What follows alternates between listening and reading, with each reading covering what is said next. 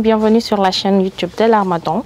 Aujourd'hui, nous allons parler de ce roman, La pomme d'Adam de Fatou Ouleye Sambou. Nous commencerons notre émission par une petite présentation de l'auteur. Fatou Ouleye Sambou est âgée de 28 ans. C'est une grande optimiste et une éternelle rêveuse, née d'un père commissaire de police et d'une mère enseignante. Son enfance sera marquée par de nombreux voyages à l'intérieur du pays suivant ses parents, de région en région, au gré de leur affection professionnelle. Devant faire ses adieux à chaque nouveau départ, son nomadisme la pousse à se réfugier dans l'écriture, devenue sa seule constance à côté de sa famille. À ce jour, elle travaille comme chargée de communication dans une ONG basée à Dakar. Dans ce livre, l'auteur nous invite à faire un clin d'œil par rapport à la société sénégalaise. Une pression que tout le monde subit à chaque étape de sa vie, c'est-à-dire notre situation matrimoniale. Ici, il s'agit d'un couple, Doudou Gueye et Abi, mariés depuis quelques années et n'arrivant pas à avoir d'enfants. Aux yeux de la société, c'était un mal à vivre parce que tout simplement, les questions revenaient à chaque fois. À quand votre enfant? À quand? Qu'est-ce que vous attendez? Et ceci a eu raison sur leur couple jusqu'à ce que Abi commence à perdre la tête.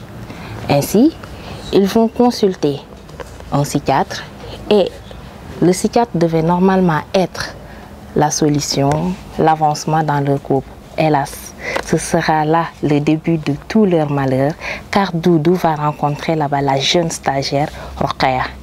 Oui, deux gens de deux époques très différentes, deux mondes différents, mais ils vont se compléter et créer une autre histoire encore plus désastreuse. Vous voulez connaître la suite? J'ai vraiment envie de vous dire ce qu'il y a dedans.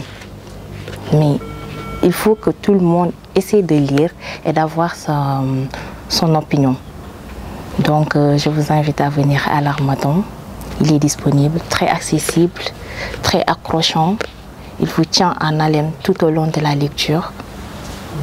Et c'est ce que nous vivons, nous tous, quelle que soit notre situation. On a cette pression sociale, directe ou indirecte.